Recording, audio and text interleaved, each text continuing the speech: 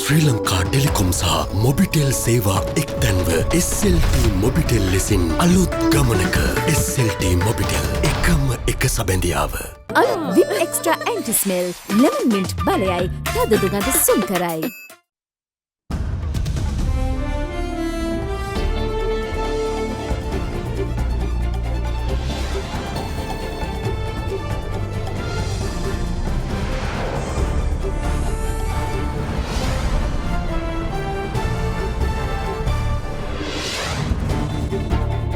අද 2021 පෙබරවාරි 17 බදාදා සිරස්ථාන බස්නාහිර පළාතේ ඉහළ කොවිඩ් අවදානමක් ඇති කාණ්ඩවලට එන්නට දීම ඇරඹෙයි. පළමු අදියරේදී 57,000කට කතානායකත් එන්නත විදගනී. ත්‍රිකුණාමලය තෙල් ටැංකි යළි ශ්‍රී ලංකාවට දීමට ඉන්දියාව එකඟ වෙයි. खनिज तेल संस्थाවට බහුතර අයිතිය.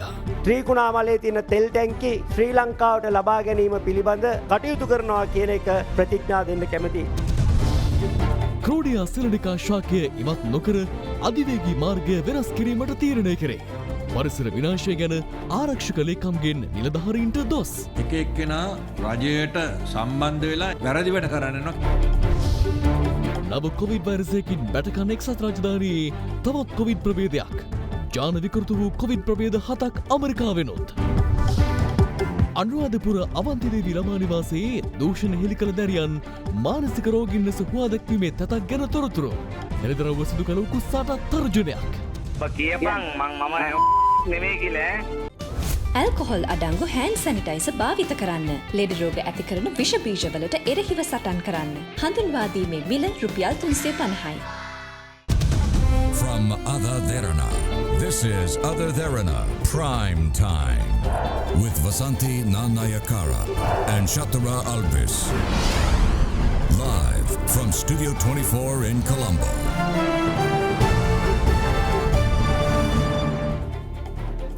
අයිබෝවන් නොබාදත් ලංකාවේ අංක එකේ සහ විශ්වසනීයම පුවත් විකාශය අද දෙරන 6:55 සමග සජීවීව. රටපුරා මහත් ආන්දෝලනයකට තුඩුදුන් පණු කරඳ හෙවත් ක්‍රූඩියා සිලනිකා ශාකය එම ස්ථානින් ඉවත් නොකර මධ්‍යම අධිවේගී මාර්ගයේ වෙනස්කම් සිදු කරමින් සංවර්ධනය කිරීමට තීරණය කර තිබෙනවා. මේ අතර ආණ්ඩු පක්ෂයට සහාය දක්වමින් එය ආවරණයක් ලෙස භාවිතා කරමින් වන විනාශයන් සිදු කිරීමට කිසිවෙකුට ඉඩ නොතබන ලෙස ආරක්ෂක ලේකම් විශ්‍රාමික ජෙනරාල් කමල් ගුණරත්න මහතා අද දිස්ත්‍රික් ලේකම්වරුන්ට උපදෙස් ලබා දුන්නා. The big story. වනාන්තර එලිපෙහෙළි කිරීම, කඩලාන පරිසර පද්ධතිවලට හානි කිරීම ඇතුළු ස්වභාවික පරිසරයට දැඩි හානි සිදුවන ආකාරයේ ක්‍රියාකාරකම් දිවයිනේ විවිධ ප්‍රදේශවලින් පසුගිය කාලයේ පුරාම වාර්තා වුණා. එහි ආසන්නතම සිදුවීම වශයෙන් මෑතකාලීනව දැඩි සමාජ කතිකාවක් ඇති වුණේ මධ්‍යම අධිවේගී මාර්ගයේ දික්කිරීමේදී ක්‍රෝඩියා සිලනිකා වර්ගයේ ශාකයක් ගම්පහ දාරළුවෙන් හමුවීමත් සමගයි. නෂ්ට වූ ජීව විශේෂයක් ලෙස රතදත්ත පොතේ පවසනහන් වැති මෙම ශාකය ආරක්ෂා කර ගැනීමට ගම්පහ දිස්ත්‍රික් අඩවි වන නිලධාරණී දේවානි ජයතිලක මහත්මිය ඉදිරිපත් වීමෙන් පසු ඒවට ස්වාමීන් වහන්සේ පරිසරවේදීන් ඇතුළු පාර්ශ්ව බොහොමයක් එක් වුණා. ඒ අනුව ගස් ගලවා වෙනත් ස්ථානයක රෝපණය කිරීමේ උත්සාහය තාවකාලිකව නැවතුණු අතර ඊට අදාළ ඉදිරි ක්‍රියාමාර්ග සම්බන්ධයෙන් වනජීවී හා වන සංරක්ෂණ අමාත්‍යාංශය සහ මහා මාර්ග අමාත්‍යාංශය අතර ඊයේ සාකච්ඡාවක් පැවැත්වුණා. වනජීවී හා වන සංරක්ෂණ අමාත්‍යාංශ ලේකම් බන්දුල හරිස්චන්ද්‍ර මහතා සඳහන් කළේ ශාකයම ස්ථානයෙන් ඉවත් නොකර මධ්‍යම අධිවේගී මාර්ගයේ යම් වෙනස්කමක් සිදු කරමින් සංවර්ධන කටයුතු සිදු කිරීමට එහිදී එකගතාවකට පැමිණි බවයි. ආන්දෝලනයට තුඩුදුන් ක්‍රෝඩියා සිලනිකා ශාකය පිළිබඳ මහා මාර්ග අමාත්‍ය ජොන්සන් ප්‍රනාන්දු මහතාද ඊයේ පැවති උත්සවයකදී මෙලෙස අදහස් පළ කළා. දැන් හැම තැනම කටකතා යවනවා මේ සංවර්ධනය නැත කරන්න මහ පිස්සුවක් හෙල්ලලා දින විපක්ෂයට. ගහක් අල්ලන් උද්ඝෝෂ කරනවා අපි ලංකාවේ දැක්කේ ජනාධිපතිතුමනි බෝධීන් වහන්සේට විතරයි වඳිනවා දැක්කේ. ගස් වලටත් වඳින්න ඕන ක්‍රමය ගෙනල්ලා තියෙන මොනවාටද? සංවර්ධනය නැත කරන්න වෙන මොනවාටත් නෙමෙයි. ඒක තමයි ඇත්ත. මේ හැම එකක්ම කරන්නේ ප්‍රේමදාස කල්ලියයි දිසානායක කල්ලියයි වෙන මොනවාටත් නෙමෙයි සංවර්ධනය අතර කරන්න. මේ අතර ඇතැම් පරිසර විනාශයන්ට රාජ්‍ය නිලධාරීන් රුකුල් දීම කනගාටුවට කරුණක් බව දිස්ත්‍රික් ලේකම්වරුන් සමග පැවති හමුවකදී ආරක්ෂක ලේකම් විශ්‍රාමික ජෙනරල් කමල් ගුණරත්න මහතා ප්‍රකාශ කළා. මේ කාලේ ස්වභාවික සම්පත් විනාශය උපරිමයෙන් සිද්ධ වෙනවා. අපි පුළුවන් තරම් හමුදාවල් සහ පොලිසිය උපයෝගී කරගෙන ගුවන් හමුදාවේ ගුවන් යානා පවා කැලෑවල් උඩට දාලා මම උත්සාහ කරනවා ඒ වගේ තැන් තියෙනවා හොයාගන්න. ඊයේත් අපේ ආරක්ෂක කවුන්සිලේදී මේ ගැන දීර්ඝ වශයෙන් සාකච්ඡා කරා. අපි කොච්චර උත්සාහ කරත් මේක තවදුරටත් සිද්ධ වෙනවා. මෙතනදී රජයේ සමහර නිලධාරීනුත් මේ අක්‍රමිකතාවන් වලට සම්බන්ධ වෙන අවස්ථාවල් අපි දැකලා තියෙනවා. අමුවේ කැලේ කපලා නාස්ති කරනවා දැක්කහම ඒක අල්ලගත්තාම ඒ අයට බලපත්‍ර තියෙනවා. කොහොම එහෙම බලපත්‍ර දෙනවද කියන එක හිතා ගන්න අමාරුයි. ජනාධිපතිතුමාටත් රජයටත් අපි පෙන්නලා දීලා තියෙනවා. මේක යම්කිසි වැරද්දක් තියෙනවා කොතන හරි කියලා. මොකද එහෙම නැත්තම් මේ මහා ඝන කැල එහෙම එලි කරන්න පුළුවන් කමක් නැහැ. ඉතින් මෙතනදී වනජීවි අමාත්‍යාංශයත් ඒ වගේම වන සංරක්ෂණ අමාත්‍යාංශයත් අසරණ වෙලා තියෙනවා. කනගාටුවෙන්වත් සඳහන් කළ යුතුයි. සමහර ප්‍රාදේශීය ලේකම්වරුන් මේ විදිහේ බලපත්‍ර නිකුත් කරලා තියෙනවා අනවශ්‍ය පුද්ගලයන්ට. ඊට අමතරව ඔය ත්‍රිකුණාමලේ පැත්තේ ස්වාමින් වහන්සේ කෙනෙක් මේ අපිත් එක්කත් බොහොම එකතු වෙලා වැඩ කරන ස්වාමින් වහන්සේ කෙනෙකුත් ගිහිල්ලා කැලෑ එලි කරනවා. ඒක මම ආණ්ඩුකාරතුමියට කිව්වා ඒක වහාම ඒක කන්ට්‍රෝල් එක අරගන්න එක නවත්තන්න කියලා නියෝජ්‍ය පොලිස්පතිතුමාට කිව්වා එක ගහක් කපන්න දෙන්න එපා කියලා. ඉතින් මේ එක එක්කෙනා රජයට සම්බන්ධ වෙලා ඒක කවර් එකට අරගෙන වැරදි වැඩ කරන්න යනවා. කිසිම ඒ වගේ වැරදි වැඩක් කරන්න ඉඩ දෙන්න එපා. කොහේ හරි කැලේ කපනවා නම් ඒක ඔබතුමන්ලා පොලිසියත් සමග සම්බන්ධ වෙලා වහාම ඒ දේ නවත්වන්න කටයුතු කරන්න. බැංකු පොලිය අඩුම වෙලාවේ ලක්ෂ 5ක් ගෙවා වෙන් කරගන්න. Mulberry residence. බස්නාහිර පළාතේ කොවිඩ් වෛරසය ආසාදනය වීමේ වැඩි ඉඩක් සහිත මහජනයා සමග සමීපව කටයුතු කරන කණ්ඩායම් වලට අයත් පුද්ගලයන් 57000කට ආසන්න පිරිසකට එන්නත්කරණය අද ආරම්භ වුණා. වැඩබලන සෞඛ්‍ය මාත්‍ය මහාචාර්ය චන්න ජයසුමන මහතා සඳහන් කළේ කොවැක්ස් පහසුකම් යටතේ කොවිඩ් මර්ධන එන්නත් මාත්‍රා 2,64,000ක් පෙබරවාරි අන්තිම සතියේ මෙරටට ලැබෙන බව. ඒ වගේම ලෝක සෞඛ්‍ය සංවිධානය එය තහවුරු කළ ඇති බවද ඔහු වැඩිදුරටත් සඳහන් කළා.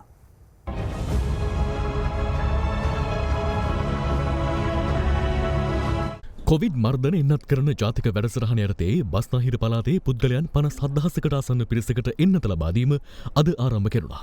බස්නාහිර පළාතේ කොවිඩ් වෛරසය ආසාදනය වීමේ වැඩි ඉඩක් සහිත මාජනයා සමග සමීපව කටයුතු කරන කණ්ඩායම් මෙහිදී තෝරාගෙන තිබෙනවා. ඒ අනුව කොළඹ දිස්ත්‍රික්කයේ පුද්ගලයන් 27018ක්, ගම්පහ දිස්ත්‍රික්කයේ පුද්ගලයන් 17622ක්, කළුතර දිස්ත්‍රික්කයේ 11710ක් එන්නත් ලාභීන් ලෙස තෝරාගෙන තිබුණා. පෑලියගොඩ මැනින් පොදු වෙළඳ පොලේ සහ මත්ස්‍ය වෙළඳ පොලේ ප්‍රජාවට එන්නත් කරන මේ යටතේ සිදු කෙරුණා.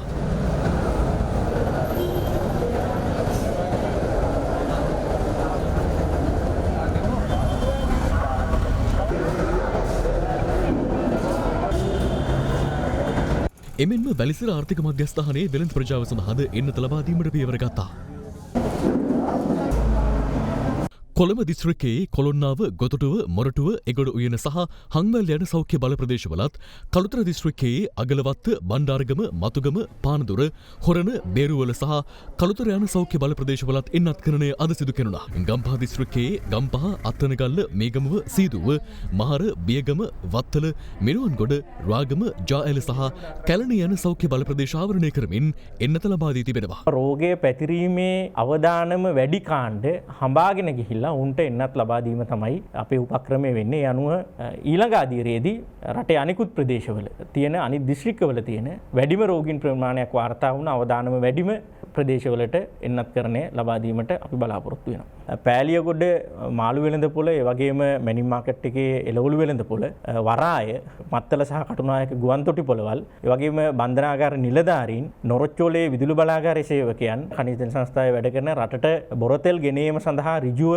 දායක වෙන ඒ නිලධාරීන්ට, ඒ වගේම රුධිර කාන්දුකරණයට ලක්වන නිදංගත වකුගඩු රෝගයෙන් පෙළෙන රෝගීන්ට, වෛද්‍ය ශිෂ්‍යයන්ට, හෙද ශිෂ්‍යයන්ට, ඒ වගේම පාර්ලිමේන්තු මන්ත්‍රීවරුන්ට එන්නත ලබා දිය යුතුයි කියන ප්‍රමුඛතා අනුපිළිවෙල අප හඳුනාගෙන තියෙනවා. 30-60 කාණ්ඩය එන්නත් කරන අවසන් වීමත් සමගම අවුරුදු 60ට වැඩි පිරිසටත් එන්නත් ලබා දීම සඳහා අපි අපේක්ෂාවෙන් පසු වෙනවා. අද දිනේ අපිට තහවුරු කිරීමක් ලැබුණා ලෝක සෞඛ්‍ය සංවිධානයේ කොවැක්ස් වැඩපිළිවෙල යටතේ එන්නත් මාත්‍රා 2,64,000ක් පෙබරවාරි අන්තිම සතියේ අපිට ප්‍රධානයක් හැටියට ලැබෙනවා කියන තහවුරු කිරීම අද දිනේදී සිදු වුණා. සීරම් ආයතනය මගින් නිපදවන ඔක්ස්ෆර්ඩ් ඇස්ට්‍රාසෙනිකා එන්නත මාත්‍රා ලක්ෂ 5ක් මිලදී ගැනීම සඳහා අවශ්‍ය ගෙවීම් කටයුතු සිදු කරන්න අද දිනේදී අප තීරණය කළා. පාර්ලිමේන්තු මන්ත්‍රීවරුන් සඳහා එන්නත ලබා දීම අදත් සිදු කෙරුණේ නාරාහීන් පිට යුද හමුදාරෝහලේදී. මෙහිදී කතානායකවරයාද එන්නත ලබා ගනු ලැබුවා.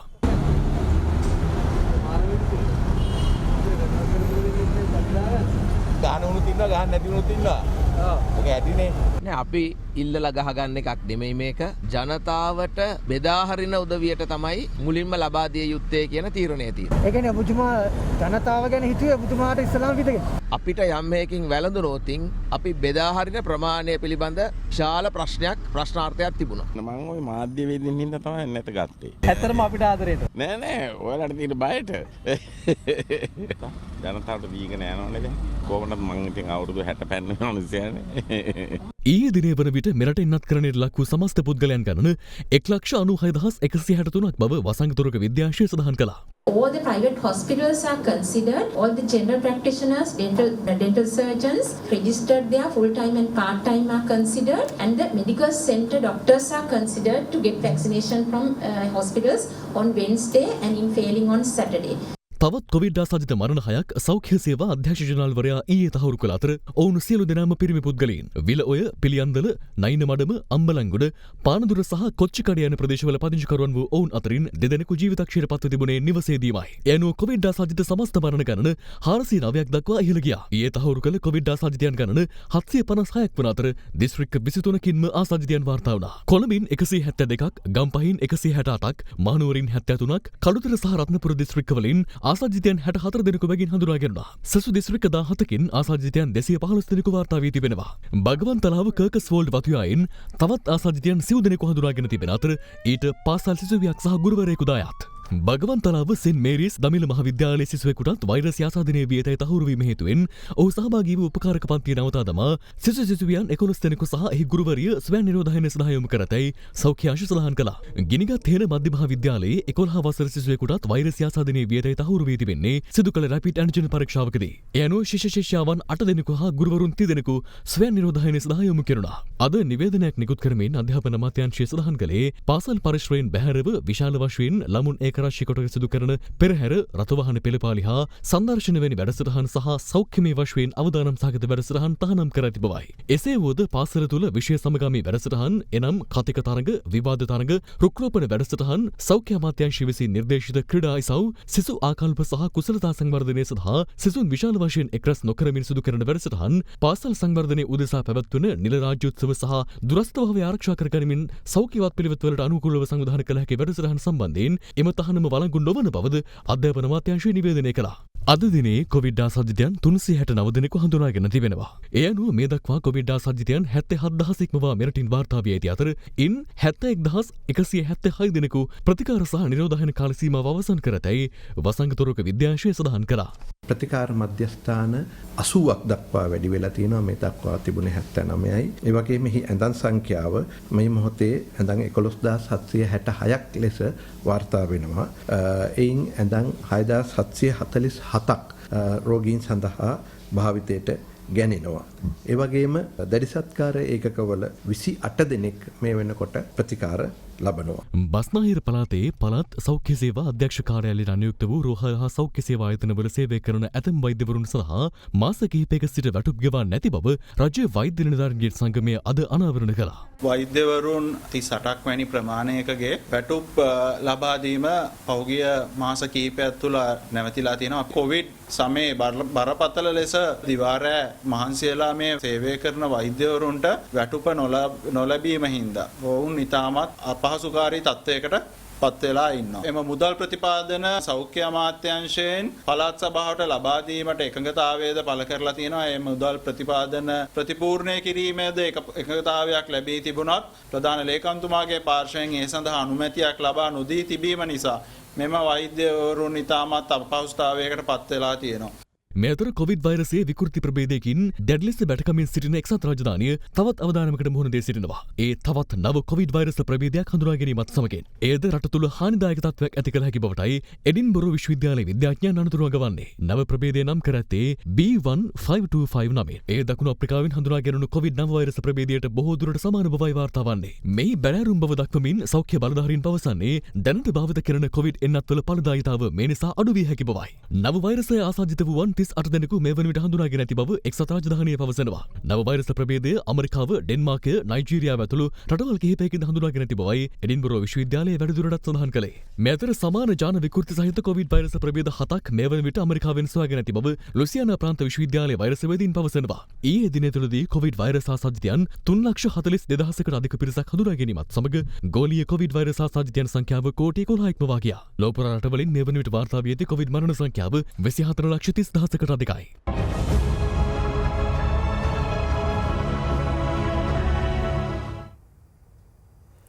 පාස්කු ඉරුදින ත්‍රස්ත ප්‍රහාරයට වගකිව යුත්තන්ට නීතිය ක්‍රියාත්මක කිරීම දෙවියන් වහන්සේගේ අධිකරණයට බාර දිය යුතු බව අගරදගුරු අතිඋතුම් මැල්කම් කාදිනල් රංජිත් හිමිපාණන් පවසනවා. මේ අතර ත්‍රස්තවාදීන් සමග සබඳතා පැවැත් වූ බවට චෝදනා මත රැඳවුම් භාරයේ සිටින නීතිඥ හිජාස් හිස්බුල්ලා අධිකරණයට ඉදිරිපත් කරන ලෙස නීතිපතිවරයා පොලිස්පතිවරයාට උපදෙස් දී තිබෙනවා. පාස්කු ඉරුදින ප්‍රහාර මාලාව එල්ල කළ ත්‍රස්තවාදීන් සමග සමීප සබඳතා පැවැත්වූයේ චෝදනා මත නීතිඥ හිජාස් හිස්බුල්ලා අපරාධ පරීක්ෂණ දෙපාර්තමේන්තුව විසින් අත්අඩංගුවට ගැනුණේ පසුගිය වසරේ අප්‍රේල් 14 වනදායි. ත්‍රස්තවාදී වැළැක්වීමේ පනත යටතේ අවස්ථා කිහිපයකදී රැඳවුම් නියෝග දීර්ඝ කරමින් අපරාධ පරීක්ෂණ දෙපාර්තමේන්තුව ඔහු සම්බන්ධයෙන් විමර්ශන සිදු කළා. එම විමර්ශන උද්දෘත අධ්‍යයනය කරන නීතිපතිවරයා ගත යුතු ඉදිරි පියවර සම්බන්ධයෙන් පොලිස්පතිවරයාට අද උපදෙස් දී තිබෙනවා. දණ්ඩ නීති සංග්‍රහය 102 හා 113 ආවන වගන්තිය ත්‍රස්තවාදී වැළැක්වීම් පනතේ 2.1 වූ වගන්තිය යටතේ සහ සිවිල් හා දේශපාලන අයිතීන් පිළිබඳ අන්තර්ජාතික සම්මුති පනතේ 3.1 වගන්තිය යටතේ හිජාස් හිස්බුල්ලා අපරාධ නඩු විධාන සංග්‍රහයේ ප්‍රතිපාදන ප්‍රකාරව අධිකරණය හමුවට ඉදිරිපත් කිරීමට පියවර ගන්නා ලෙසට අද දින ගරු නීතිපතිතුමා විසින් පොලිස්පතිවරයාට උපදෙස් ලබා දෙන ලදී. මේ අතර කොච්චිකඩේ ශාන්ත අන්තෝනි සිද්ධාස්ථානයේ අද පැවති අලු බදාදා දින දිව්‍ය පූජා යාගයේදී අගරදුගුරු අතිඋතුම් මැල්කම් කාදිනල් රංජිත් හිමිපාණන් පාස්කු ඉරුදින ත්‍රස්ත ප්‍රහාරයේ වගකීම්වන්ට එරෙහිව ගෙනත් නීතිමය පියවර පිළිබඳ අදහස් පළ කළා. මේ පාස්කු ප්‍රහාරය සම්බන්ධව දැන් පැවැත්වීගෙන යන වැඩපිළිවෙල අපිට සෑහීමකට පත් වෙන්න පුළුවන්ද කියලා මම දන්නේ නැහැ. මේකේ හුඟා ප්‍රශ්නාර්ථ තියෙනවා. මේ ඝාතනය සංවිධානය කළ එකක් බව අපි දන්නවා. මේ රටේ කණ්ඩායම් වෙන්න පුළුවන්, පිට රටවල් වල කණ්ඩායම් වෙන්න පුළුවන්. අපේ සහෝදර සහෝදරියන් 269 දෙනෙකුගේ ජීවිතය මේම දේවස්ථානයේදීම නැති කරපු මේ මහා ආත්මාර්ථකාමීත්වය මේ රට වෙලා ගන්නට ඉඩ නොදී මේ පාස්කු ප්‍රහාරයේ සුළමුල සොයලා බලලා ඒකට අවශ්‍ය නීති රීති සපයන්නට අපි කටයුතු කරන්නට ඕනේ. අපි ගිරියන් වහන්සේගේ උසාවියට මේ කාරණාව බාර දෙමු. අභියෝග ජයගනිමින් සංචාරක ක්ෂේත්‍රයේ නව ගමන් මගකට යොමු කිරීමට සූදානම් වන ලෙස ජනාධිපති ගෝඨාභය රාජපක්ෂ මහතා සංචාරක ව්‍යවසායකින්ට උපදෙස් දුන්නා. ඒ අද පැවති සාකච්ඡාවකදී සංචාරක කර්මාන්තයේ ප්‍රවර්ධනය පිළිබඳ ව්‍යවසායකයන් සහ ජනාධිපති ගෝඨාභය රාජපක්ෂ මහතා අතර සාකච්ඡාවක් අද ජනාධිපති ලේකම් කාර්යාලයේදී පැවැත්වුණා. කොවිඩ් මර්ධනය එන්නත් ලබා දීමේදී හෝටල් සේවකයින් සංචාරක මඟ පෙන්වන්නන් සහ රියදුරන් වැනි කාර්ය මණ්ඩල සඳහා ප්‍රමුඛතාව දැක්වීම කෙරෙහිද මෙහිදී අවධානය යොමු වී තිබෙනවා. සංචාරකින් ආසාදිතයන් නොවන අවස්ථාවල පහසුකම් සපයන්නන් නිරෝධායන සඳහා ලක් නොකිරීමට සහ ආසාදිත ලෙස හඳුනාගන්නා සංචාරකින් ලංකා හොස්පිටල් පුද්ගලික රෝහල වෙත සහ ශ්‍රී ලංකා යුද හමුදාව විසින් කොග්ගල පවත්වාගෙන යන රෝහල වෙත යොමු කිරීමට මෙහිදී තීරණය වී තිබෙනවා. මෙම අවස්ථාවට එක් වූ ආර්ථික පුනර්ජීවනය පිළිබඳ ජනාධිපති කාර්යසාධක බලකායේ ප්‍රධානී බැසිල් රාජපක්ෂ මහතා පෙන්වා දී ඇතේ කොවිඩ් මර්ධන ලෝක ශ්‍රේණිගත කිරීම්වල දසවන ස්ථානයේ මෙරට පසුවීම සංචාරක ක්ෂේත්‍රයේ දියුණුවට වාසියක් විය ඇති බවයි. පවතින වසංගතය හමුවේ මහජන ආරක්ෂාවට පනවා ඇති සෞඛ්‍ය සීමා හැර සංචාරකින්ට සියලු පහසුකම් සපයමින් සංචාරක ක්ෂේත්‍රයේ නව ගමන් මගකට යොමු කිරීමට සූදානම් වෙන ලෙස සංචාරක ව්‍යවසායකයන්ට ජනාධිපති ගෝඨාභය රාජපක්ෂ මහතා උපදෙස් ලබා දුන්නා. ත්‍රිකුණාමලයේ තෙල් ටැංකි යලි මෙරටට ලබා දීමට ඉන්දිය මහ කොමසාරිස්වරයා සමග කළ සාකච්ඡාවේදී එකඟතාව පළ කළ බව බලශක්ති අමාත්‍ය උදය ගම්මන්පිල මහතා පවසනවා. කොළොන්නාව තෙල් ගබඩා පර්යන්තයේ පැවති උත්සවයකට අද එක්වෙමින් අමාත්‍යවරයා මේ බව සඳහන් කළා. කොළඹ වරායේ සිට කොළොන්නාව නිමාව දක්වා තෙල් ප්‍රවාහනය කරන භූගත නල මාර්ගයේ පිහිටි භූමියේ අනවසර පදිංචිකරුවන් 112 දෙනෙකුට නිවාස ලබා දීම අග්‍රාමාත්‍ය මහින්ද රාජපක්ෂ මහතාගේ ප්‍රධානත්වයෙන් අද සිදු කෙරුණා. දෙවන ලෝක යුද්ධයෙන් පස්සේ මේ දක්වා නිසි ලෙස ප්‍රයෝජනයට ගත්තේ නැති ත්‍රිකුණාමලයේ තියෙන තෙල් ටැංකි ශ්‍රී ලංකාවට ලබා ගැනීම පිළිබඳ සාකච්ඡා පසුගිය ඉරිදා අවසන් කරන්න පුළුවන් වුණා. ඉන්දියානු මහා කොමසාරිස්තුමත් එක්ක තිබුණු අර්බුද සියල්ලම කතා කරලා විසඳ ගන්න පුළුවන් වුණා. 2017 අත්සන් කළ ගිවිසුමේ තියෙන විධිවිධාන අමතක කරමින් අපි විසින් ඉදිරිපත් කරපු කොන්දේසි වලට එකඟතාවය පළ කරන්නට ඉන්දියානු මහා කොමසාරිස්තුමන් නම්‍යශීලී වුණයි කියන එක මේ අවස්ථාවේ කෘතඥපූර්වකව සීකරන්න ඕනි. ලංකා IOC සමාගමත් එක්ක එකතුව මෙම තෙල් ටැංකි සංවර්ධනය කරලා ශ්‍රී ලංකාවට දැවැන්ත විදේශ විනිමය උපයන තැනක් බවට මෙම සම්පත භාවිතා කරන්නට නුදුරු අනාගතයේම අපි කටයුතු කරනවා කියන එක ප්‍රතිඥා දෙන්න කැමතියි. අපේ තියෙනවා ඩොරෝඩා කියලා ලිඳක් 2011 කැනිපු.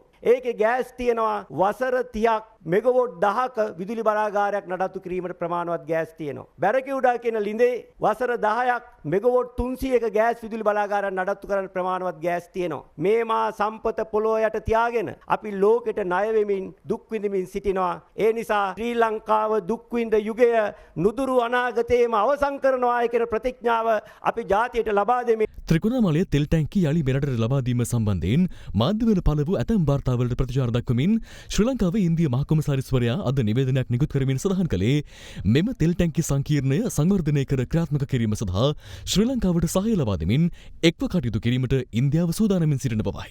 මේ අතර කෙරවලපිටියේ ඉදිකළ ශ්‍රී ලංකාවේ පළමු ඝනපද්‍රව්‍ය විදුලි බලාගාරයේද අද අග්‍රාමාත්‍ය මහින්ද රාජපක්ෂ මහතාගේ ප්‍රධානත්වයෙන් විවෘත කෙරුණා. අපි මේ වගේ ව්‍යාපෘතියක් පටන් ගන්න විශේෂයෙන්ම අතිගරු ජනාධිපති ගෝඨාභය රාජපක්ෂ මැතිතුමා අනිවාර්යයෙන්ම මතක් කළ යුතුයි 2012 මේ ව්‍යාපෘතිය පටන් ගැනීමට කොළඹ නගර සභාවත් එක්ක එතුමාගේ පූර්ණ සහයෝගය ලැබුණා. නමුත් යම් හේතුවක් නිසා ඒක අඩාල වුණා. නැවත වාරයක් 2016 යහපාලන ආණ්ඩුව මම මේ අවස්ථාවේදී හිටපු අග්‍රාමාත්‍ය ගරු රනිල් වික්‍රමසිංහ මැතිතුමා මතක් කළ යුතුයි. එතුමා නැවත වාරයක් මේක පණ ගන්වලා 2017 දෙසැම්බර් 8 වෙනිදා මේ ගිවිසුම අපි අත්සන් කරා. කොවිඩ් මර්ධන එන්නත රටේ සමස්ත ජනගහනයටම ලබා දීමට කටයුතු කළ යුතු බව විපක්ෂ නායක සජිත් ප්‍රේමදාස මහතා පවසනවා. රාජාංගනය ප්‍රදේශයේ ඊයේ පැවති විපක්ෂ නායක ජංගම සේවයට එක්වෙමින් විපක්ෂ නායකවරයා මේ අදහස් පළ කළා. විපක්ෂ නායක සජිත් ප්‍රේමදාස මහතාගේ ප්‍රධානත්වයෙන් පැවැත්වෙන විපක්ෂ නායක ජංගම සේවයේ තවත් අදියරක් කලාවැව රාජාංගනයේ ආයේ නවය ප්‍රදේශයේදී ඊයේ පැවැත්වුණා. දැන් රජය එන්නත් ලබා දීම ආරම්භ කරලයි කියලා. ආණ්ඩුවට මම කියන්න කැමති එන්නත් ලබා දෙනකොට පොට වරද්ද ගන්න එපා. එන්නත් ලබා දෙන එක කොටසකකට ලබා දීලා හරියන්නේ නැහැ. මේ රටේ සෑම සියලු දෙනාටම ලබා දෙන්නට ඕන. සෞඛ්‍ය ශාස්ත්‍රයේ, ආරක්ෂක ශාස්ත්‍රයේ, කොවිඩ් මර්ධන බලකායේ ඒ ඉදිරි පෙළ කණ්ඩායමට මේ එන්නත ලබා දෙන්නට ඕන. ඉන් පසුව ප්‍රමුඛතාවයේ මේ රටේ සාමාන්‍ය ජනතාව එන්නත් ලබා දෙන විට ලක්ෂ 220ටම ලබා දෙන්නට ඕන. දැන් අපි වගේ දේශපාලකයන්ට අන්තිමට ලැබුණට කමක් නැහැ ඒවා. අද දවසේ සමහර වෛද්‍යවරුන්ට වේතනය ගෙවන්න හැල්ලු. මෙහෙම කොහොමද රටක් දුවන්නේ? මෙරට තුළ ඉන්දීය ಭಾರತೀಯ ජනතා පක්ෂයක් පිහිටුවීම පිළිබඳ ඉන්දියානු දේශපාලනඥයෙකු විසින් සිදු කළ ප්‍රකාශය සම්බන්ධයෙන් අදත් පක්ෂ විපක්ෂ දේශපාලන නියෝජිතින් අදහස් පළ කළා. ඉන්දියාව දුන්න පොරොන්දු ටික දැන් කඩ කරමින් වැඩ කටයුතු කරනවා. ඉතින් ඒක ඇත්තෙන්ම ඉදිරියේදී ශ්‍රී ලංකාවට යම් කිසි විදියක හානියක් ඇති වෙන්නට පුළුවන් කියලා තමයි හිතන්නේ. ඉන්දියාවේ පක්ෂයක් එන්න ඕනේ නැහැ. අද විපක්ෂයේ බොහෝ අය පිටරටවල් වල දේශපාලනය තමයි කරන්නේ. අපේ රටේ ආණ්ඩුව අනුගමනය කරන මේ යටත් වෙච්ච දීන වෙච්ච ප්‍රතිපත්තිය නිසා මේ රටවලට යට වෙලා තියෙනවා. ඉතින් යටවීමේ ප්‍රතිඵලයක් ලෙස තමයි ඉන්දියාවගේ රටවල පක්ෂ නායකයෝ තමන්ගේ පක්ෂ ලංකාවේ හදන මට්ටමට කතා කරන්න පෙළඹිලා තියෙන්නේ. හැබැයි ඉන්දියාවේ ඉඳන් ඇවිල්ලා මෙහි දේශපාලන පක්ෂයක් පිටවන්න බෑ. ඒවා දේශපාලන වාසිවලට ඒ රටවල් වල පක්ෂ නායකයෝ කියන ප්‍රකාශ. ඒවට අපි කලබල වෙන්න ඕනේ නැහැ. ජීවිත පරිත්‍යාගයෙන් දේශය රැක ගැනීමෙන් පෙනී හිටිනවා කියපු උදවිය අද තමන්ගේ මොකවල් ටික වහගෙන විදේශ රටවල් ඕන වෙන විදිහට ගැත්ත විදිහට හැසිරීම පිළිබඳව අපි කනගාටු වෙනවා. ಭಾರತೀಯ ජනතා පක්ෂය මෙහි පක්ෂයක් ආරම්භ කරනවා කියන්නේ තාම විහිළුවක්. දැන් අවශ්‍ය ප්‍රමාණයට මේ රටේ පක්ෂ තියෙනවා. තවත් අර අලියස්සේ හරක් කියලා අපේ කතාවක් තියෙනවා. මහ ඇමතිවරයාගේ ප්‍රකාශයට උත්තරයක් දෙන්න බැරුව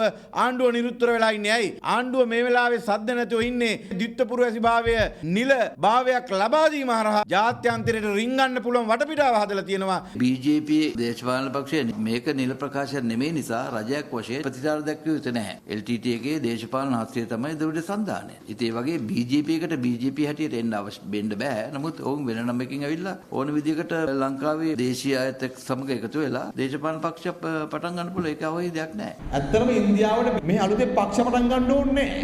ඔය වතුකරේ ඉන්න පක්ෂ නටන්නේ ඒ විතරක් නෙමෙයි. මෙහි රටේ බලය හොබවන ප්‍රධාන පක්ෂ නටවන්නේ ඉන්දියාව. භාරතීය ජනතා පක්ෂය ලංකාවේ දේශපාලනය කරනවා කිව්වම කලබල වෙන්න දෙයක් නැහැ. භාරතීය ජනතා පක්ෂයේ නායකතුමා මෝඩි අගමැතිතුමා ලංකාවේ හොඳ මිත්‍රයෙක්. ජනාධිපතිතුමාගේ අගමැතිතුමාගේ ඉතා හොඳ මිත්‍රයෙක්. ඉන්දියාව අපිත් එක්ක ඉන්න එක අපට යෝධ හයියක්. කරදරයක් වුණාම කියනවා මොකද්ද? හොඳ පරිප්පුවක් කෑවා කියලා. ඒ වචනේ එන්නේ කොතනින්ද? ඉන්දියාව උඩින් ගුවනින් ඇවිල්ලා ආක්‍රමණය කරලා උතුරු නැගෙනහිර ප්‍රදේශවල පරිප්පු දැම්මා. එතනින් පස්සේ තමයි හොඳ පරිප්පුවක් හම්බුණා කියලා කියන්නේ. කරදරයක් වුණා. ඉන්දියාව අපි ආක්‍රමණය කරා. එයාර යටත් වුණා. ඉන්දියානු හමුදාව ලංකාවට ආවා. රටේ භූමියෙන් 3න් 1ක් ඉන්දියානු පාලනයට යටත් කරා. ඉන්දියානු කොලනියක් වෙන එක ලංකාවෙන් බේරගත්තේ අපි. ඒ 87 88 89 අරගලෙන් තමයි ලංකාව ඉන්දියානු කොලනියක් වෙන එක වැළැක්වුණේ. අනුරාධපුර අවන්ති දේවී කාන්තා ළමා නිවාසයේ සිදු වූ දූෂිත ක්‍රියා සම්බන්ධයෙන් සාක්ෂි ලබා දුන් දරුවන් මානසික රෝගීන් ලෙස ඒත්තු ගැන්වීමට නිලධාරීන් කටයුතු කරන බව අනුරාධපුර නව සංගමිත්තාරාමේ ආරාමාධිපති පූජ්‍ය ධම්මානී අනුරපාලි මෙහෙණින් වහන්සේ පවසනවා. උකුස්සාගේ අද අනාවරණය ඒ පිළිබඳවයි.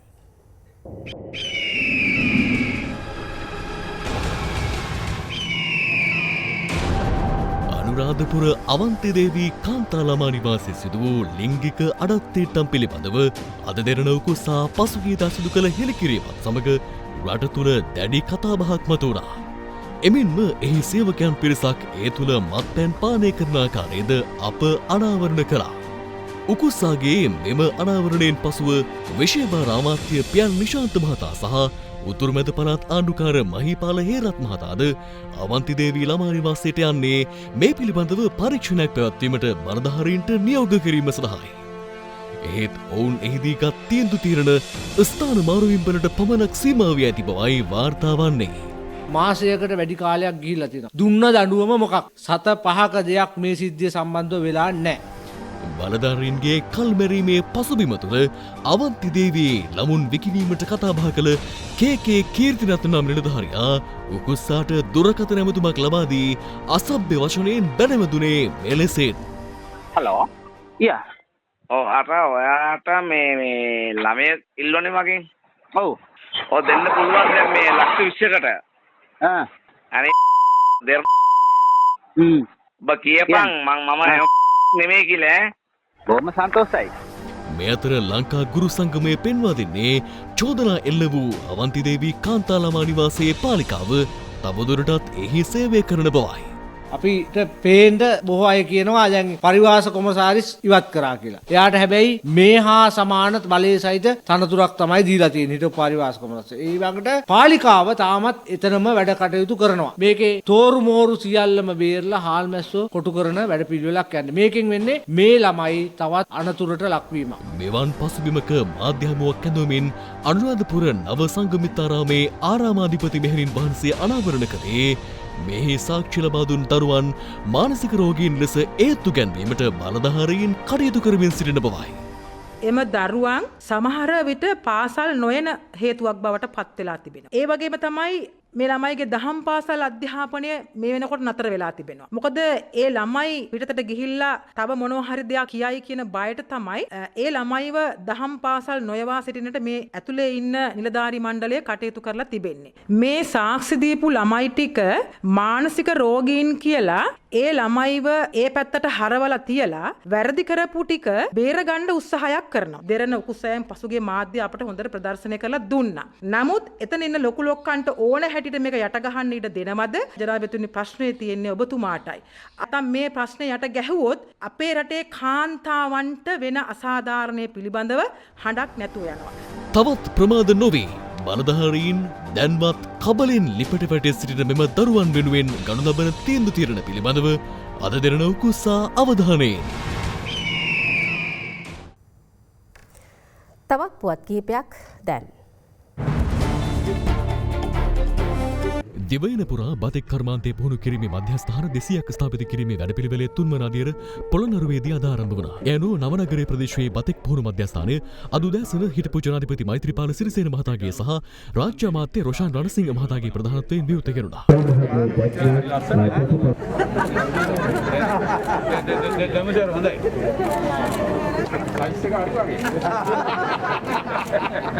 හම්බන්තොට වනාලි කළමනාකරණ දක්ෂිතය ගැසත් කරන සිල්ලමින් ගොවි සංවිධාන 86ක් සූරිය වැවදී ආරම්භ කළ අඛණ්ඩ සත්‍යාග්‍රහය අද 31 වන දිනටත් ක්‍රියාත්මක වුණා. අද වෙනවට ඉන්දියාවේ ගොවි අරගලයේ නායකයෝ සියුම් තාක්ෂණය ඔස්සේ අපේ ගොවි අරගලයට සහයෝගය පළ කළා. උන් කියනවා අපට නුඹලාට අපි සහයෝගය දෙන්න සූදානම් කියලා. ලබන දෙවනදාට එදී ඇති ශ්‍රී ලංකා ගුවන් හමුදා 70 වන සංවත්සරයේ නිමිත්තෙන් මූලික පෙළපාලිය කටුනායක ගුවන් හමුදා කඳවුරේදී පැවැත්වීමට සැලසුම් කර තිබෙනවා. ඊට අදාළව අද කොළඹදී පැවති මාධ්‍ය හමුවකදී 70 වන සංවත්සරයට අදාළ නිල ලාංඡනය ගුවන් හමුදාපති එයා මාර්ෂල් සුදර්ශන පතිරණ මහතා විසින් නිදක්වනු ලැබුවා. සමග අපගේ ප්‍රධාන පුවත් ප්‍රකාශය නිමාවට පත් වෙනවා. සුබ රාත්‍රියක්.